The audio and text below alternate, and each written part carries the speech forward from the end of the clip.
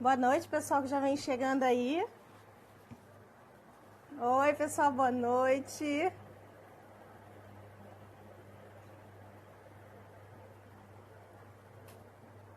Tânia, Beth, Cristiane. Oi, pessoal, Mauricéia, essas queridas. Você também é minha querida. Oi, pessoal. Quem tá chegando aí pode me dizer se tá me ouvindo, se a imagem tá boa, se o som tá chegando direitinho aí pra vocês.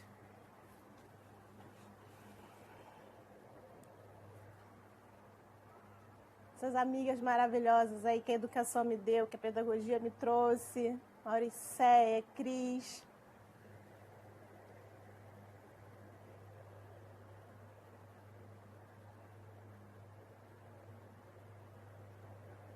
Boa noite, pessoal. Tudo certinho? Tânia também está dizendo que está tudo bem. Enquanto vocês vão chegando aí, vou esperando a Camila Borges entrar aqui para a gente começar a nossa live. Para quem está chegando aqui pela primeira vez, meu nome é Cristiane Braga, sou psicóloga. Esse aqui é o perfil De Repente Cresci Psi no Instagram. E hoje a gente vai fazer aqui uma live sobre diagnóstico tardio no TEA. Ah, a Camila já chegou, gente. Espera aí. Vou convidar a Camila, gente.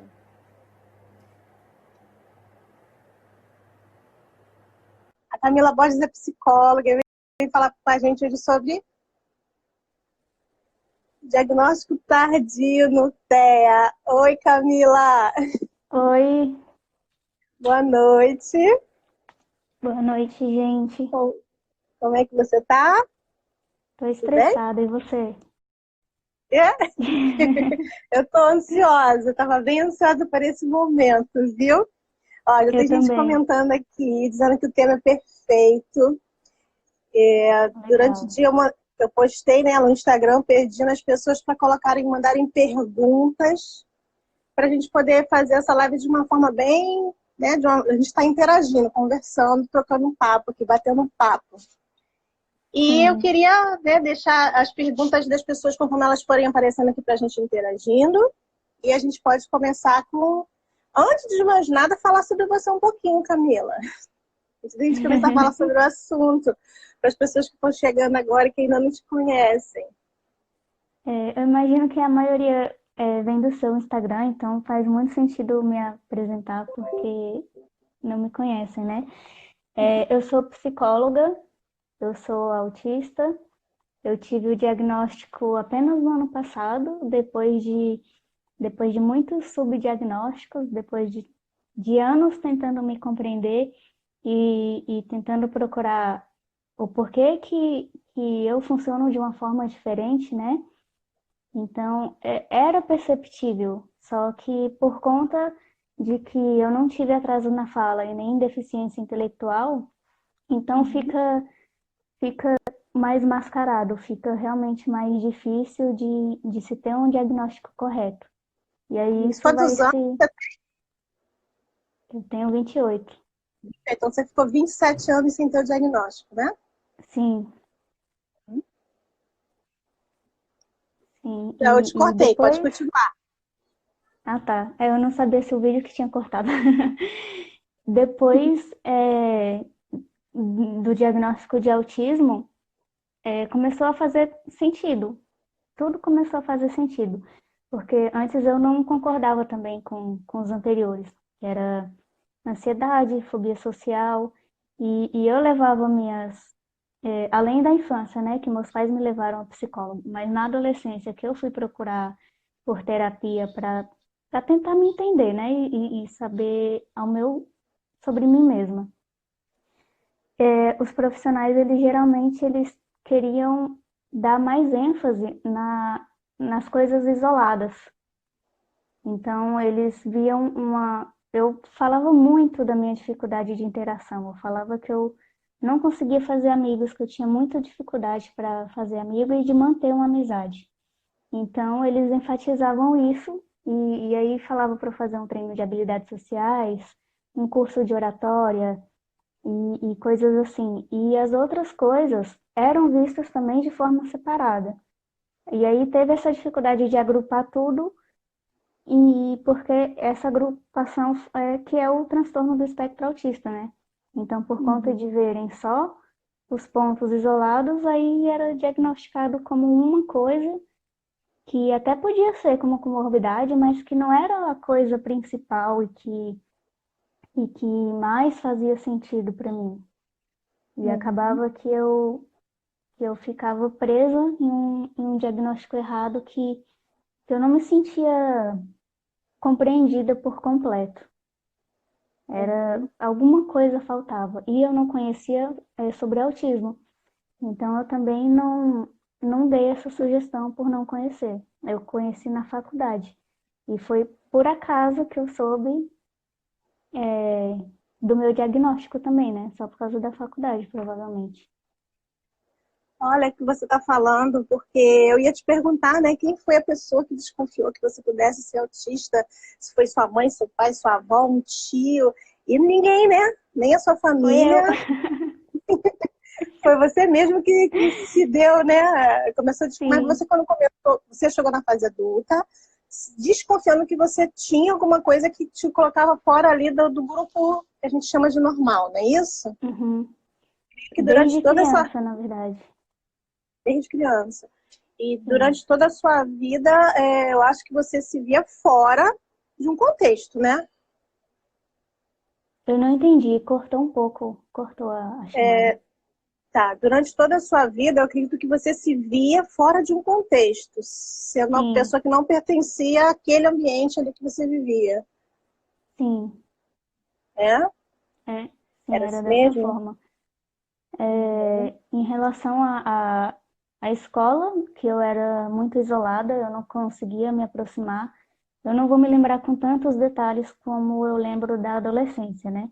Mas eu me Uhum. lembro, do que acontecia em casa, que eram os professores relatando para os meus pais que, assim, geralmente os professores chamam seus pais porque a criança é agitada, é ansiosa, faz bagunça, né? E comigo era o contrário. Eles chamavam meus pais porque eu era quieta demais. E o mais Uhum. estranho disso tudo, hoje eu pensando sobre essa situação, é que eles não davam um direcionamento. Eles falavam para os pais e queriam que eles tomassem alguma atitude, mas como que eles iriam fazer isso se eles não sabiam o que fazer? A escola não orientava, né? Busca por tal profissional, faz isso, vamos fazer algum tipo de intervenção, porque está afetando ela de alguma forma, ela está sendo excluída, não está tendo acesso ao aprendizado, não está tendo o acesso às interações sociais. Então era um tipo de reclamação, tipo, ela é quieta demais, faz alguma coisa. Uhum. No caso, você, desde pequenininha, não conseguiu encontrar, digamos, os profissionais certos para te ajudarem, né? Sim, Na verdade, e ninguém, nenhum. sim. E eu tive muita gastrite durante a infância, eu sentia muitas dores no estômago.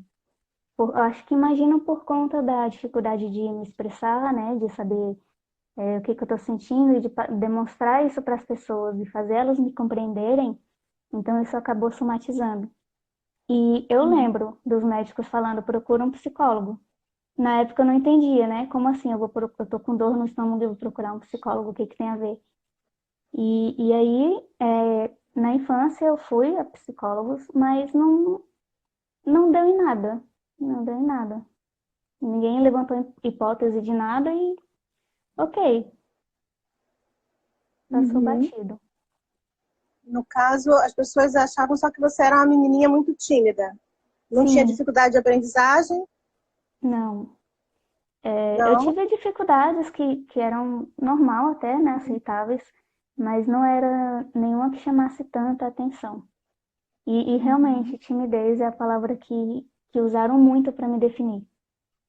Timidez. E eu não sabia o que que era timidez, então eu aceitava esse rótulo, né? Eu pensava, se eu sou quieta, eu devo ser tímida mesmo. Isso que eu ia te Mas, perguntar. aham, eu sou tímida em momentos específicos. Mas não necessariamente eu sou quieta porque eu sou tímida. Eu sou quieta mesmo. Uhum. E tenho dificuldade para interagir. Dificuldade de iniciar um assunto e de manter. Uhum. Assim, Camila, depois, como foi que você começou a desconfiar que o que você tinha era autismo? Em que momento você se ligou? Que momento você percebeu que não era bem aquilo que as pessoas diziam que você era? Você não era só uma menina tímida. Porque timidez, todo mundo, né? Todo mundo não, digo, várias pessoas são. Mas com certeza Uhum, essa timidez, ela era algo bem diferente do que a gente sabe exatamente o que é. sim.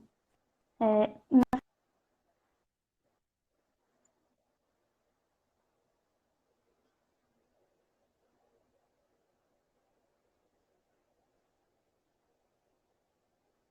Gente, vocês estão me ouvindo? Será que foi a minha internet que travou aqui ou a internet da Camila?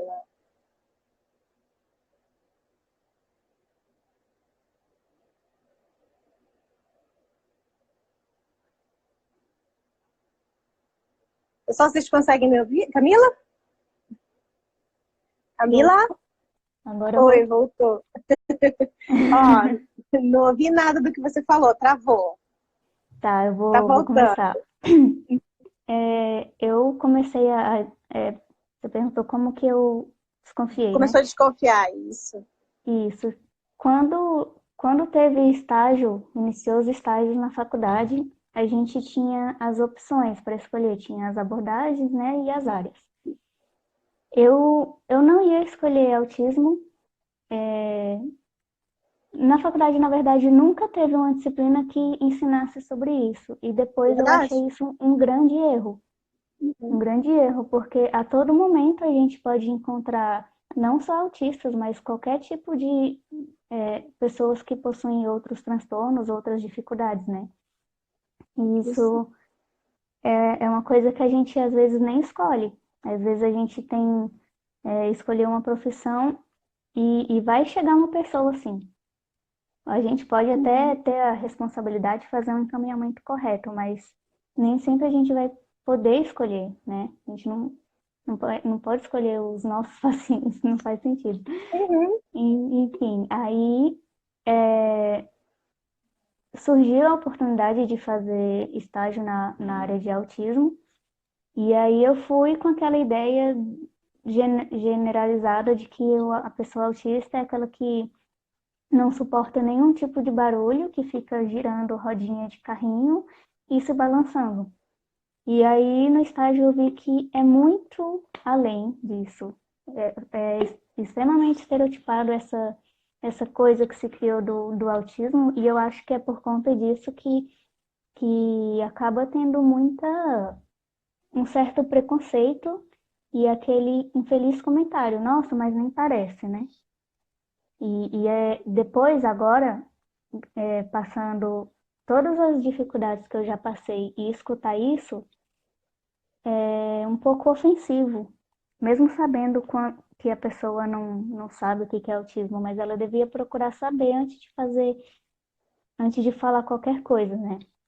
E é por isso que eu estou Uhum. fazendo esse trabalho de conscientização e de informação a respeito do autismo.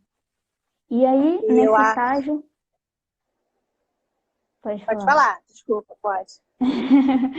E aí, nesse estágio que eu comecei a estudar sobre o autismo, e eu vi que é muito amplo, é realmente um espectro enorme, tem várias características, cada um vai ser de um jeito, e eu fui pesquisando e achando pessoas na internet, adultos que tiveram um diagnóstico tardio, e até que tiveram também na infância, mas que têm uma vida comum, normal, que falam, que não têm deficiência intelectual, que têm as dificuldades de interação e questões sensoriais, mas que não é aquela coisa que a gente via nos filmes e que a gente achava que era só aquilo. E aí, vendo o Uhum. relato desses adultos autistas, era como se estivesse falando de mim, da minha infância. E aí eu acendeu uma coisa aqui, uma ideia, eu sou isso, certeza, porque isso faz muito sentido para mim. Eu passei por tudo isso, eu passei por essas dificuldades e por muito tempo eu era a menina cheia de frescura e, né, tudo era frescura e as pessoas não compreendiam. Então é isso, faz sentido. E aí eu fui procurar um médico. E aí eu fiz as avaliações e realmente foi autismo. E para mim foi um alívio muito grande. Finalmente Uhum. compreender e saber por que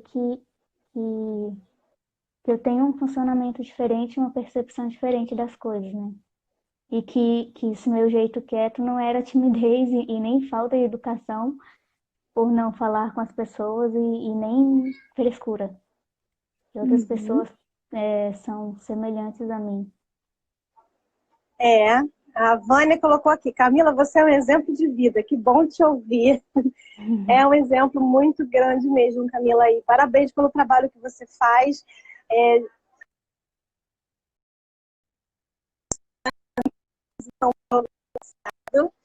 e foi assim incrível ver ali a Camila e descobrir que acho que eu que trabalho com educação e falo muito sobre transtornos de aprendizagem, transtornos do neurodesenvolvimento, como o autismo é, né, um dos transtornos do neurodesenvolvimento, ver assim na minha frente uma pessoa que tem total capacidade de estudar, aprender e fazer e seguir a profissão que quiser, sendo autista, me encheu assim de esperança, assim, sabe? Porque muitas vezes pessoas que têm transtornos do neurodesenvolvimento além do autismo, às vezes TDAH, que não é um transtorno tão limitante assim como o autismo, e as pessoas colocam um preconceito tão grande em cima. Imagine o autismo, né? E é uma tecla assim, que eu sempre bato com relação ao diagnóstico e falo muito a respeito da importância de se fazer um diagnóstico cedo, que a gente chama de precoce, para que a gente possa impedir ou minimizar as consequências negativas que a pessoa ela vai sofrer inevitavelmente se ela não receber um tratamento adequado, né, Camila? Aí, Uhum. assim, uma das perguntas que ficaram aqui para mim, que eu vou te fazer agora, é a seguinte: o quanto que o diagnóstico tardio atrapalha o desenvolvimento de uma criança, assim, levando para a sua vida, para a sua história, o quanto que esse diagnóstico tardio atrapalhou você? Atrapalhou muito no sentido de a gente não reconhecer, entre aspas, o problema, mas que não deixa de ser, na verdade, um problema, né?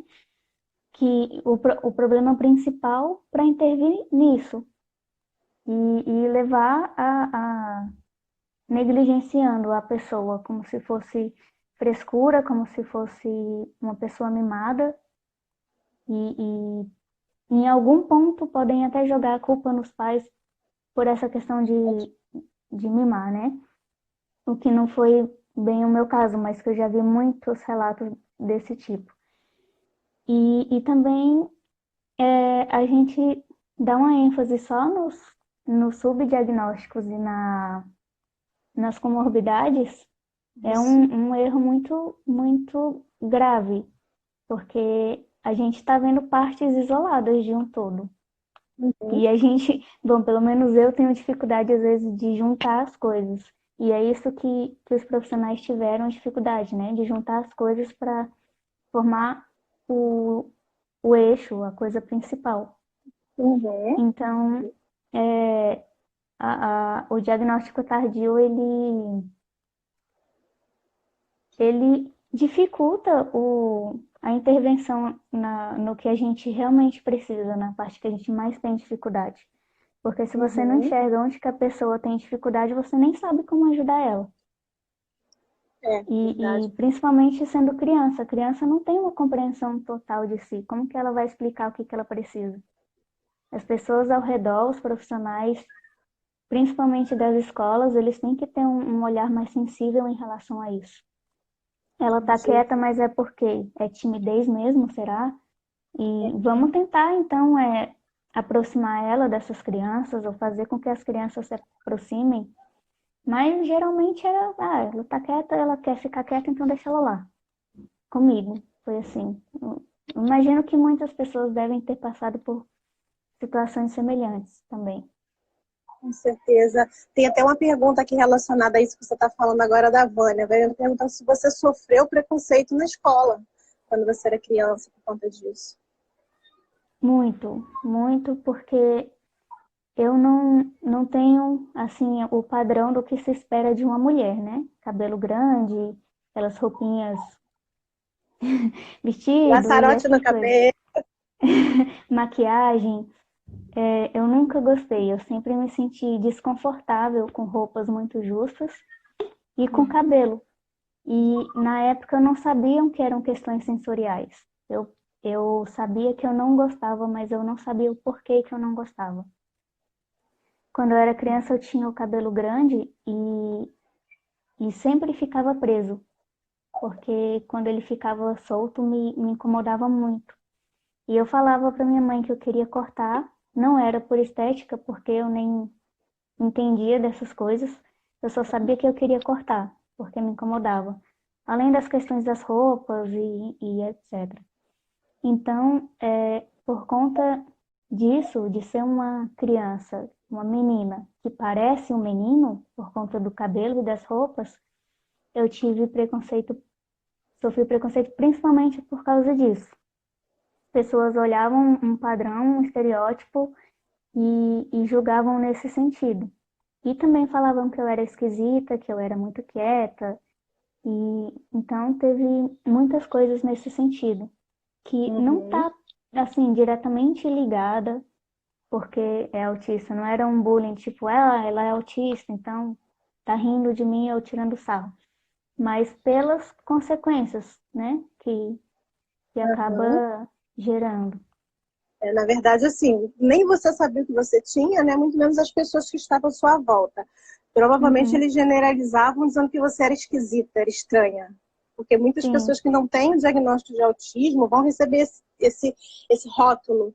Aí ela é esquisita, ela é estranha. E aí quando você fala que você não tinha é, o o perfil, né, de uma menininha. Eu imagino que você com 6, 8 anos na escola, enquanto as menininhas chegavam na escola de trancinha, laçarote, roupinha bem, né, bem ajeitadinha como uma menina, você não conseguia fazer isso. E também aí já é uma questão assim, de preconceito com relação aos amiguinhos, ali, o olhar diferente dos amiguinhos.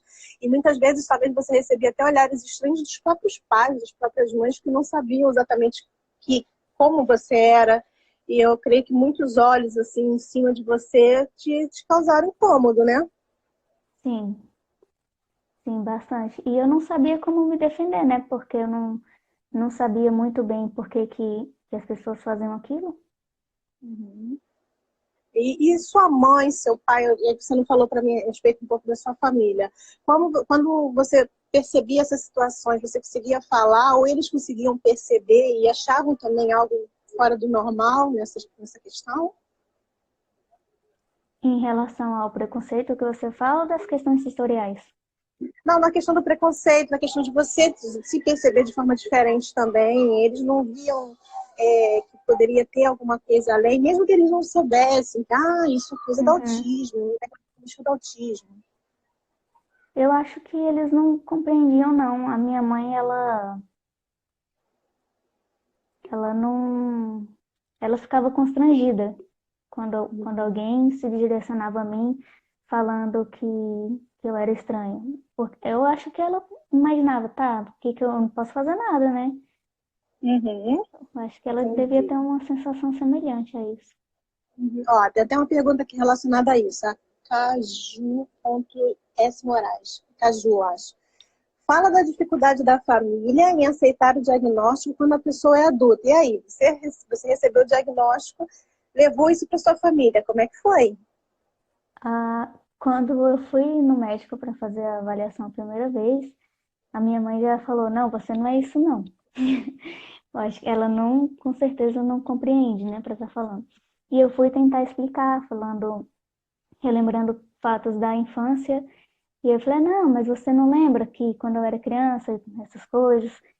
Aí ela falou, não, mas mesmo assim, não tem nada a ver, não. Eu falei, não, mas tem uma parte do espectro do autismo que é diferente mesmo, não é igual você vê nos filmes. Ah, não, e ela sempre negando. E aí eu fiquei muito brava. E eu falei, não, quem vai dizer vai ser o médico, não vai ser você. E aí depois que foi confirmado, ninguém tocou no assunto não. Acho que serviu mais para mim mesmo. Uhum. E para mim tudo bem. Eu geralmente falo para quem quer saber. Tem uma questão do hiperfoco, né? Que geralmente as pessoas autistas, quando tem um assunto de interesse restrito, elas falam bastante sobre aquilo.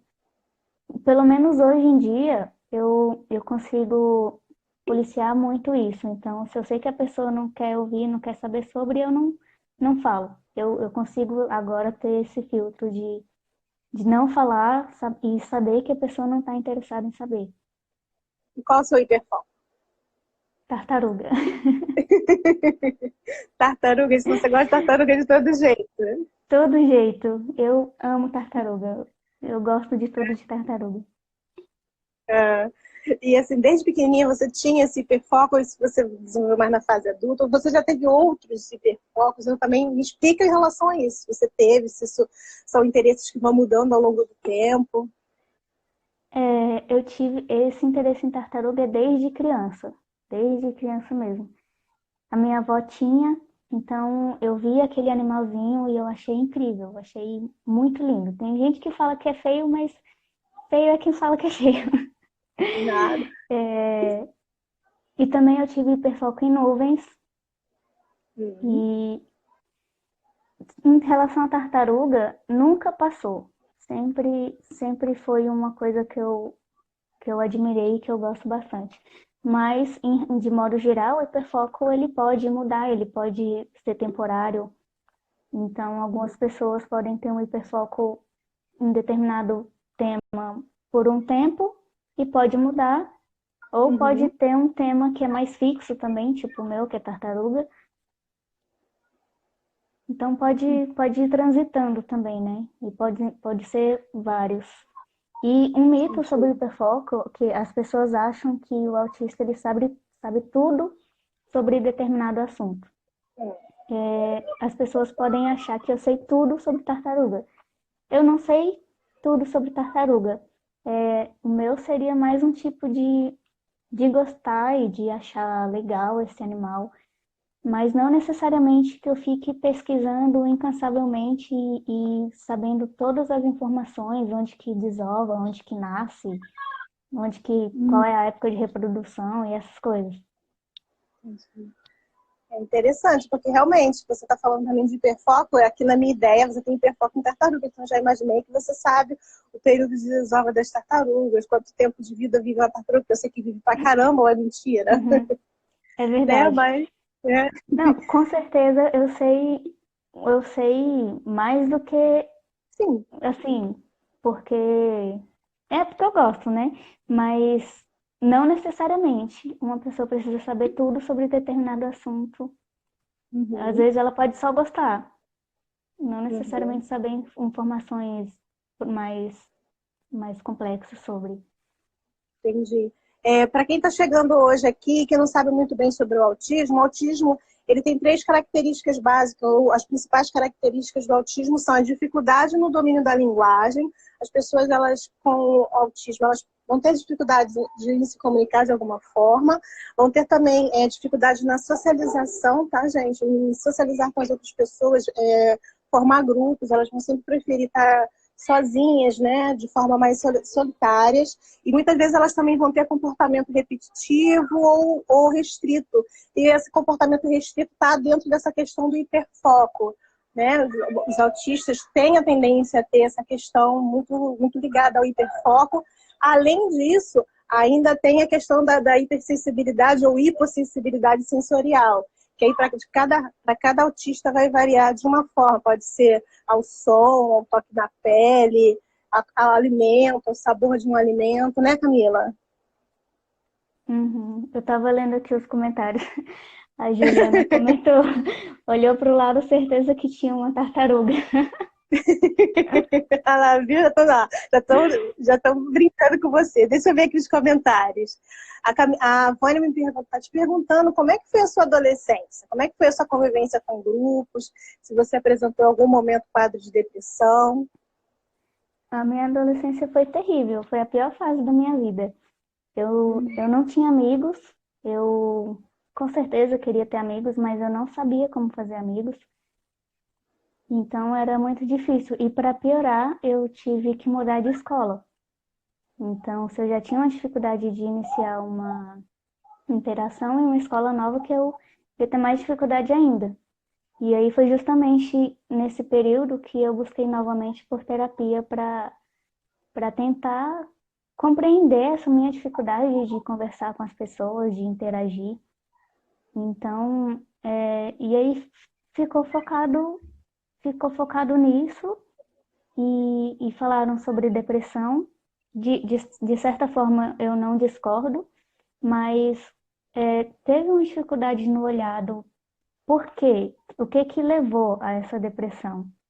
Foi a dificuldade de interação. E o que mais tem em relação a Camila, que leva ela a ter dificuldade de interação e outras dificuldades? Teve uma dificuldade da profissional em fazer uma investigação mais apurada nesse sentido, né? Então ficou só com o diagnóstico de depressão, com esse rótulo, mas não se teve assim outras possibilidades de intervenção. Me receitaram remédio, eu recusei, eu não quis tomar, porque eu tinha uma noção de que era algo muito além disso. Então, não ia resolver eu tomar um remédio e eu ia fazer amigos? Não é uma mágica assim. E aí foi bem delicada a adolescência. Na faculdade que eu consegui quase que obrigatoriamente a fazer amigos, porque tem que fazer trabalho em grupo, né? Então, em algum momento você vai ter que interagir com alguém. E aí teve que fazer um trabalho em grupo que dois amigos se aproximaram e a gente virou amigo mesmo. E aí foi bom essa obrigação de trabalho em grupo por esse lado.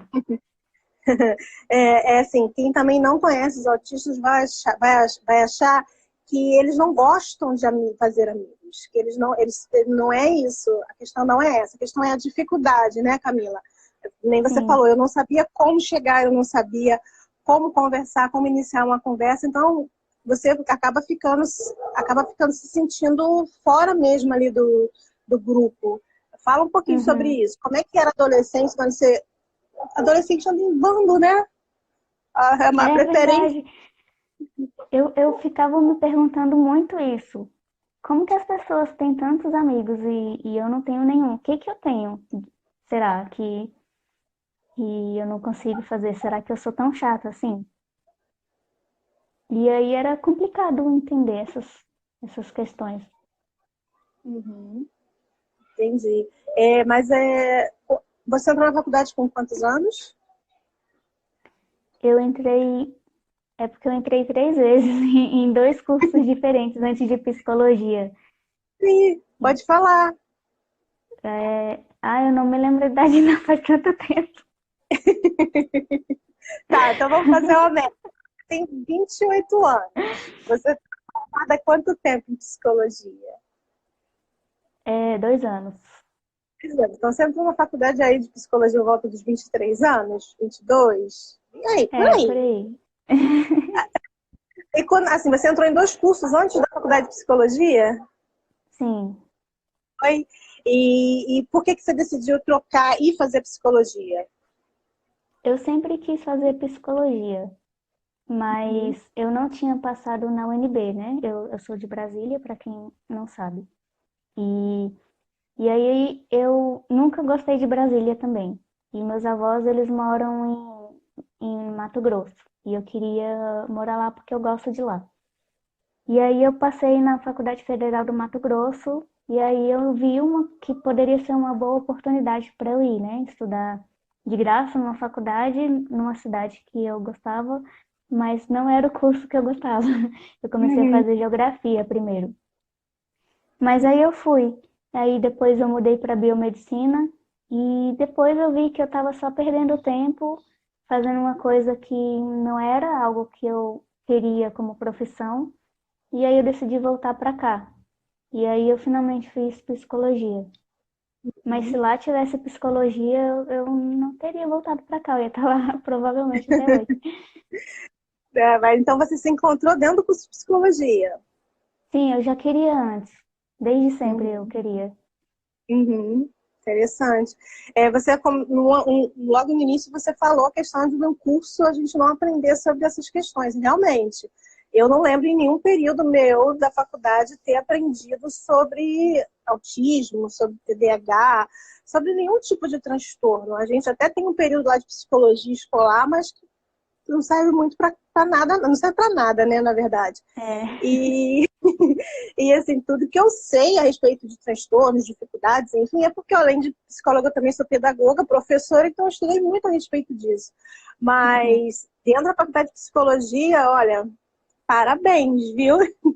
Porque você conseguiu buscar informação além daquele do que estavam te oferecendo ali de conhecimento. E a faculdade de psicologia foi muito importante para você, porque hoje a gente tem aqui a psicóloga Camila Borges, né? Sim. Que quer ajudar outras pessoas a entenderem e a se compreenderem, a ultrapassarem as dificuldades que você mesma viveu na pele. A Vânia tem até uma pergunta aqui sobre isso, ó. Qual foi o caminho que você encontrou para superar tudo isso, vencer e chegar até aqui com esse sucesso? Nossa, que pergunta difícil. Eu só fui indo até que eu cheguei aqui. Não teve nada específico. Eu fui, às vezes, me arrastando, mas não foi fácil. Não foi fácil chegar até aqui, principalmente sem saber quem eu era, né? Saber quem Uhum. eu sou. Então foi um processo, foi uma construção, foi um processo de autoconhecimento muito grande que eu acho que em um ano eu me conheci mais do que 25 anos, né, da minha vida. Em um ano eu tive um conhecimento muito grande a respeito de mim. Então essa percepção, esse olhar que eu tenho sobre mim hoje é muito importante. Até mesmo para eu poder me respeitar, né? E quando eu chegar no meu limite, eu ver que eu não preciso me submeter a certas coisas. Você conseguiu aprender sobre o autismo e conhecer sobre você mesma, né? Mas, apesar de você estar falando que você não sabe o que você fez, e que em alguns momentos você foi se arrastando, significa que foi difícil, que acho que ainda é, né, Camila, difícil. Né? Sim, Você já sabe que você tem o transtorno do espectro autista, que você é autista, que você é autista de grau leve, seria isso, né? E que você não tem assim a maioria dos comprometimentos que os autistas de grau moderado e severo têm, mas perante a sociedade que a gente vive, que é uma sociedade que adora dar rótulos, que adora excluir, né, colocar todo mundo dentro de uma caixinha igual, mesmo você tendo essa consciência de quem você é, ainda assim o caminho é difícil. sim. E essa separação de grau leve, moderado, severo, eu acho que as pessoas têm uma impressão de que é leve, né? Então, tudo bem, ela quase não é autista. Ela quase Uhum, não deve ter dificuldade. Aquela pessoa que tem um grau mais severo e que não fala, ela é mais autista e tem comprometimentos maiores. Eu não discordo que ela tem comprometimentos maiores, mas eu acho que por conta disso, a pessoa que tem o grau leve fica um pouco mais negligenciado e é um pouco deixada de lado, né? uhum, Porque parece que não compreendem o grau leve só porque você tem algum nível de independência, tanto em atividades diárias quanto para ir aos lugares e ter estudado e se formado. Isso não significa que é leve, assim, na palavra leve, que é menos dificuldade. Isso uhum. significa que precisa menos apoio no sentido de de independência nas atividades de vida diária, principalmente, né? As pessoas tendem a levar essa palavra como se fosse fácil, é leve, mas não é. Tanto é que algumas pessoas, como eu, demoram anos da vida sem saber. E o peso desses anos perdidos sem saber, né? Ninguém olha para essa visão também. Verdade. Olha, tem um comentário aqui que eu não sei se é seu seguidor. Ele está perguntando aí aqui para você falar, e se você não souber responder, tudo bem, tá? Sobre o hiperfoco acho que é Avril Lavigne que fala, é cantora. Assim, Seu amigo? quem comentou isso? É porque passou aqui o comentário. Deixa eu ver se eu consigo voltar. É porque eu fiz... Eu não sei falar, tá em inglês. É Alone with Music. E aí ele colocou, fala sobre o hiperfoco da Avril Lavigne. Você sabe alguma coisa a respeito? Eu não conheço a cantora. porque, gente, eu tenho um canal no YouTube. E quando acabar aqui, vocês podem ir lá. Se chama Desordem do Espectro no canal. Tá no link da descrição do YouTube, do Instagram. E aí, ontem eu postei um vídeo que eu mencionei sobre o hiperfoco e eu falei que na minha adolescência eu tinha um hiperfoco nessa cantora. E realmente eu não sabia que era um hiperfoco essa admiração que eu tinha por ela. E hoje, como eu consigo analisar um pouco melhor as coisas que aconteciam, eu vi mesmo que era um hiperfoco, porque eu nem conhecia outras bandas, para você ter ideia. Era a única artista, a única cantora que eu escutava, era ela. E eu escutava o dia inteiro por muitos meses, por anos. Eu tinha várias revistas dela e eu só era a única artista que eu conhecia.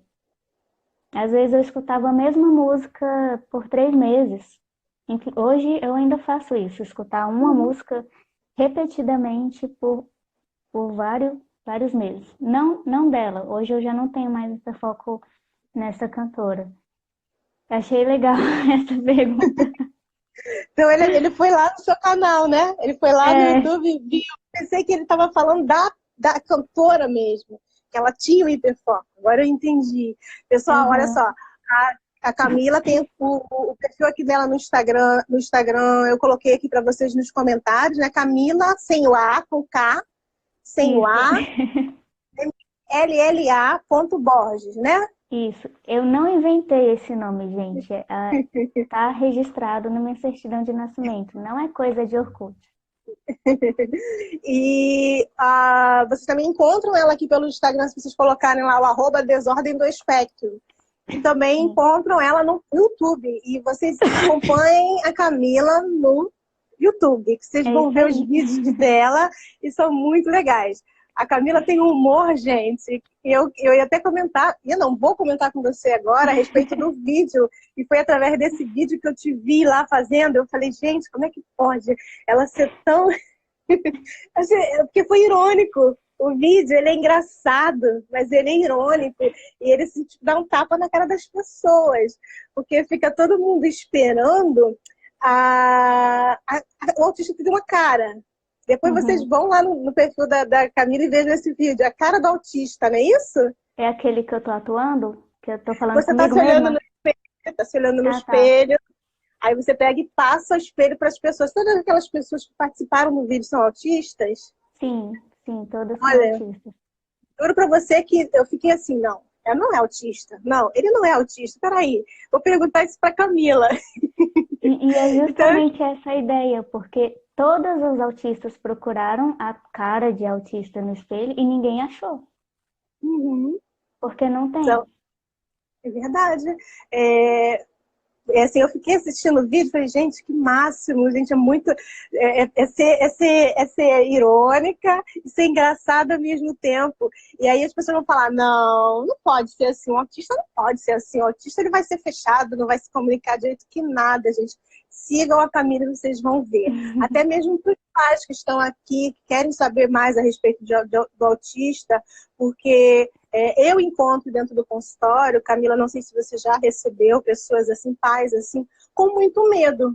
quando você tem que dar, fazer uma avaliação. Eu faço no consultório avaliação neuropsicológica e muitas vezes as crianças elas vêm com a indicação, várias vezes já vieram com indicação de TDAH, com indicação de deficiência intelectual, mas dificilmente com a suspeita de autismo. Os médicos chegam com a avaliação e as mães falam assim, é porque o médico disse que ela tem alguma coisa de estranho, mas ele não sabe dizer o que é. E eu com poucas sessões, eu já, caramba, características de autista, sabe? Faço a avaliação toda e que, aliás, a avaliação, as pessoas vão achar que a gente faz testes para diagnosticar o autista e não. O diagnóstico ele é clínico. O que é isso? É o diagnóstico observável, onde o médico ele vai fazer toda perguntas, né, Camila? Fala para mim como é que o médico te avaliou, para depois eu dar continuidade à minha fala. Ele perguntou sobre o meu histórico, minha infância, o que eu apresentava, o que fazia eu pensar que eu poderia, que fez eu levantar essa hipótese. E eu sou tão metódica nas coisas que eu faço que eu fui, depois de todas as minhas pesquisas, não foi uma coisa que eu inventei, assim, né? Tipo, porque algumas pessoas vêm e se identificam, né, nas coisas. Mas eu levei de um modo sério e aí eu fui pesquisar o manual e ver as características. Além de ver os relatos e se identificar, não é o suficiente. E aí eu peguei cada característica do manual e escrevi. Aí eu falei, tenho isso, se apresentou dessa forma, tá dessa forma hoje. Então eu fiz com todos. Eu tinha tudo escrito para levar para ele já praticamente. E aí... Oi, desculpa, Camila, só para completar aqui. A Camila está falando do DSM-5, né, Camila? O Manual Diagnóstico de Transtornos Mentais. É o DSM-5 que a gente chama de manual. Vai, continua. Sim. E aí ele encaminhou para uma avaliação neuropsicológica e uma tomografia de crânio. E aí eu fiz as avaliações e fiz a tomografia e retornei lá. E antes de retornar, a neuropsicóloga que me acompanhou, ela falou mesmo, você tem os traços, os testes apontaram que você tem os déficits na área. Eu não entendo muito da neuropsicologia, né? Mas aí ela falou, eu não lembro muito bem. E aí eu retornei no médico e ele confirmou. Uhum. E aí, depois da avaliação neuropsicológica, a avaliação clínica do médico, né, se juntou tudo. Deu algum resultado no seu exame? Como é que foi o nome que ele passou? Tomografia de crânio. Deu algum resultado diferente? Não. Não dá. As pessoas acham muitas vezes que os pais quando saem do consultório médico, eles saem às vezes com vários exames em mãos, né, para fazer, e esses exame de sangue, tomografia, exame genético, mapeamento genético, eles não servem para diagnosticar o autismo e nenhum transtorno do neurodesenvolvimento. Na verdade, eles servem para descartar outras possibilidades, porque às vezes a pessoa ela pode estar apresentando sintomas, sinais que podem estar interligados ao autismo ou qualquer outro transtorno, mas não saem diagnóstico, não saem resultado de exame, né? O diagnóstico é totalmente clínico.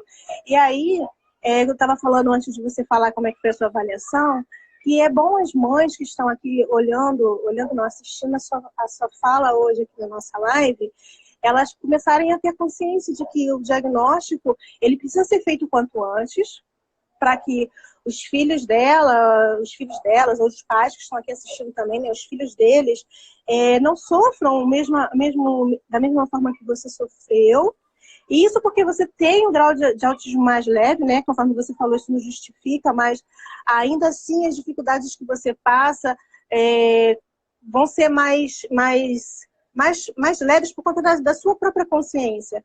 E aí, os pais eles limitam muito os filhos com relação a isso, e quando chega a hora de fazer uma avaliação, eles também fogem. São os pais negativistas. Alguém colocou esse comentário aqui, de quererem entender, de quererem compreender, e se limitam e limitam os próprios filhos. E, na verdade, tem que entender que o diagnóstico ele não é algo que fecha uma porta, ele abre portas, né? Ele abre janelas, ele abre possibilidades, ele faz a gente buscar possibilidades de tratamento, Hoje, Camila, você faz algum tratamento específico ou fez depois que você soube do diagnóstico? Eu comecei novamente com psicoterapia. Comecei recentemente. É porque é tanta burocracia para convênio, né? Que eu tinha até desistido de tanto Uhum, processo que tinha. Então, o acesso para psicoterapia às vezes é muito difícil. uhum. E aí eu retornei agora, semana passada, para ser mais É, exata. Então, eu tive só uma sessão. então, assim, para quem está assistindo também, né? Não é porque a Camila é psicóloga que ela não precisa fazer psicoterapia. Aliás, ela Exatamente. faria psicoterapia independente dela ser autista, tá? Independente dela ter o transtorno do espectro autista, porque a psicoterapia é Sim, uma das indicações para psicólogo. O psicólogo precisa fazer a sua psicoterapia. Mas a terapia é um dos tratamentos que podem não, que ajudam no caso do autista. E no seu caso, é para que os fatores emocionais que te prejudicaram até agora não causem mais prejuízos lá na frente, né? Lá na frente. Para que você possa estar se conhecendo cada vez mais, se entendendo e se aceitando. sim, com certeza. E cada vez mais está compreendendo mais sobre mim, né? E aprendendo estratégias de lidar com as situações. Ainda mais agora, né? Que todo mundo enfrentando essa situação estressante de pandemia. Uhum. E esse Teve. momento que a gente. Oi, desculpa. Esse momento que a Pode gente está falar. vivendo agora, esse momento que a gente está vivendo agora de pandemia, de isolamento social, tem causado para você transtornos que você acha que são relativos, dificuldades que são relativos ao autismo? A parte do isolamento social está sendo ótima, porque Ah, verdade, é verdade. nesse quesito não está me afetando. Inclusive, eu não estou sentindo falta de muita coisa, mas é muito diferente você ficar em casa porque você gosta e porque você quer, e quando você é obrigado porque tem milhares de pessoas morrendo, né? E que Uhum. você não pode mais nem coçar o nariz sem medo. Então, É, tá isso. sendo. E tá me causando muita ansiedade isso. É uma coisa que eu Uhum. não sei lidar, porque eu não era uma pessoa ansiosa. Eu tinha ansiedade em momentos específicos, mas não era constante, igual Uhum. tá atualmente. E aí Entendi. eu busquei principalmente por causa disso. Uhum. Deixa eu ler um comentário engraçado aqui, que eu acho que tem a ver com o fato lá da sua cantora preferida, tá? Do seu hiperfoco. A Caju S. Moraes colocou assim: a primeira crush a gente nunca esquece. Eu É acho que eu tive na verdade. Capitu. Então quer dizer que é a Capítulo. sua primeira crush também, a Avril Lavigne, tu fala, não sei se estou falando certo. Nossa, eu fiquei tão triste quando eu soube que ela era casada. Mesmo que ela nem sabia da minha existência e que eu era uma criança, mas eu fiquei muito triste. Mas superou esse trauma? Eu superei depois de muito tempo. Regina colocou assim: fico muito feliz por você falar sobre o autismo leve, porque as pessoas distorcem muito as coisas. Minha filha está escutando isso e nos dá esperança. Que legal. Isso é verdade. Alguém perguntou, já passei, mas eu achei interessante a pergunta. Falar. Perguntou se eu tinha dificuldade para me alimentar, porque é uma Uhum. questão que muitas pessoas têm, né? Seletividade alimentar. Quando eu era criança, eu lembro de relatos dos meus pais e das minhas avós falando que eu não, que eu era a pessoa ruim de comer, né? Como dizem. Eu não sei explicar porque eu não me lembro. Eu não sei se era por conta de textura ou do gosto, do sabor. Eu não sei.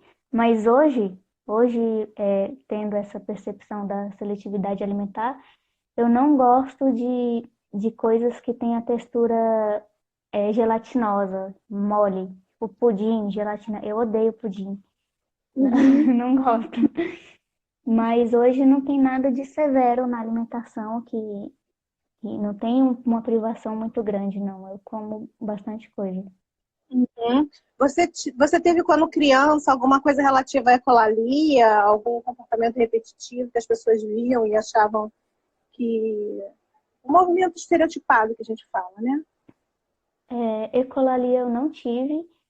E as minhas estereotipias, eu tive, não é bem estereotipia, mas o meu comportamento não verbal, a forma que o meu corpo se expressa nem sempre condiz com o que eu estou falando. Então isso era uma coisa que sempre chamava atenção desde criança, porque eu ia falar coisas, por exemplo, tô com raiva. E eu falava assim, nesse tom, até hoje. Eu nem percebo. Às vezes eu falo que tô morrendo de raiva, mas eu tô assim. E isso também causa uma falsa impressão nas pessoas, achando que eu sou calma, que eu não, que eu não sinto nada, né? Por conta de não estar demonstrando. Mas o autismo tem essa questão da dificuldade de se expressar, tanto de forma verbal quanto corporal. E quando as coisas não condizem a fala com a expressão do corpo, isso confunde bastante as pessoas. E na estereotipia que você tinha perguntado, eram bem sutis, dessas que são aceitas, né, pela sociedade, balançar de perna. Às vezes eu mexo muito as mãos, os dedos. Mas como não era muito evidente, tipo o flapping que algumas pessoas fazem, não chamava tanta atenção. Mas eu tenho bastante estereotipia nas mãos, nos dedos principalmente. Hoje eu não me privo mais de fazer, porque não é uma coisa ruim, não tô me machucando, não tô machucando ninguém. E eu também fui conversar com outros autistas sobre isso, que tiveram um diagnóstico tardio e que não compreendiam as estereotipias. Alguns até falavam que tentavam se conter, não sabiam por que estavam se mexendo tanto de tal forma. Então, para tentar fazer com que fosse aceito, não fosse mal visto, tentava se conter e acabava frustrado, estressado, mais ansioso ainda. E aí depois que eu vi que é uma forma de autorregulação, de melhorar o bem-estar, então eu não me privei também. Por isso que esse autoconhecimento é muito bom, é incrível, porque você se respeita e não se limita a fazer coisas que te faz mal só porque a sociedade vê com olhos de que é errado, que não pode, tá fugindo do padrão, é esquisito. Se liberta, né? Sim. Nosso tempo tá acabando, Camila. Não! Olha, viu? Você falou que ia ficar nervosa, que não ia conseguir fazer a live. Olha, já tá acabando, passou. Só leve. Nossa, passou muito rápido essa. Muito Não rápido. acredito. Olha, a Vânia tem uma pergunta aqui que eu acho que é ótima pra gente terminar. Pessoal, coloquem coraçõezinhos aí pra Camila, por favor, coraçõezinhos que ela merece. E depois vão seguir ela no perfil no Instagram, vão seguir ela lá no YouTube, viu? A pergunta da Vânia: qual é o seu sonho como psicóloga? O que você deseja realizar como missão de vida? Eu quero fazer as pessoas compreenderem e respeitarem as outras, não necessariamente só por conta do autismo, mas de uma forma geral. Porque hoje eu vendo o autismo, eu consigo ter uma sensibilidade maior também em relação a pessoas que têm outros tipos de dificuldade. E muitas vezes as pessoas são incompreendidas e sem necessidade, por ignorância das outras pessoas que julgam, porque nada pode fugir do tal normal que não existe, né? É uma coisa muito utópica, mas se foge um pouquinho do padrão, as pessoas já estão enchendo o saco. Isso é muito chato. Então, eu queria, assim como outras pessoas também trabalham em relação a quebrar esses estereótipos para a gente quebrar o preconceito, porque o errado não está em quem está diferente, o errado está em quem não respeita o diferente. Isso é verdade. Olha, você tem feito um trabalho muito bonito, viu?